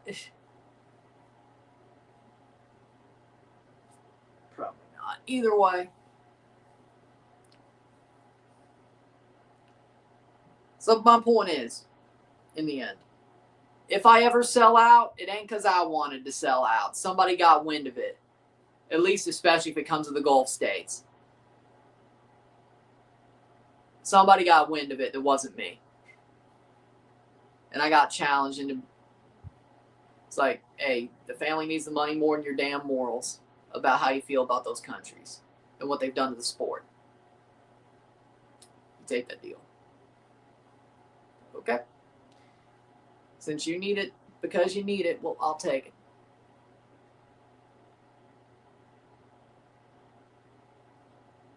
Either way. Hopefully it never comes to that. Well,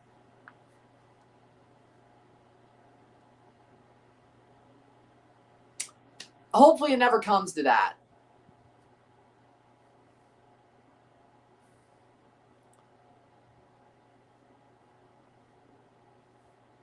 But either way. Probably more likely Saudi Arabia than Qatar because they got a World Cup coming up in 8 years. But, you know, either way.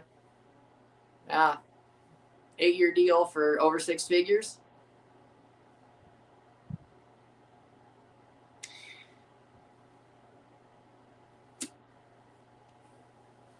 No complaints. No complaints.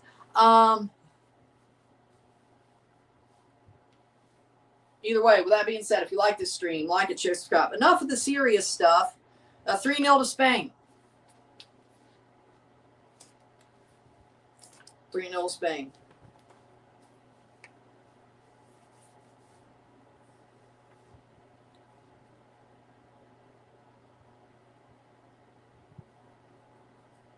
And that's it. So Spain moves on to play the winner of Portugal-Croatia, which is the next match. With that being said, if you like this stream, like it, share, subscribe. You know what it is. Tell your friends. Hit that like button. Hit that subscribe button. Hit that bell notification once subscribe. Send stats on the live streams. Comment on this video. Put this in playlists. Hit that hi button. Put up in the algorithm. Hit that join button. Become a member. Send stats on the live streams. Comment on this video. Put this in playlist. Share with friends and family. All that great stuff. I will see you. I mean, that sounds good for you. I don't think I would, but I'll see you in 2 hours for the Portugal-Croatia game, and hopefully we'll leave the talk of selling out to this stream.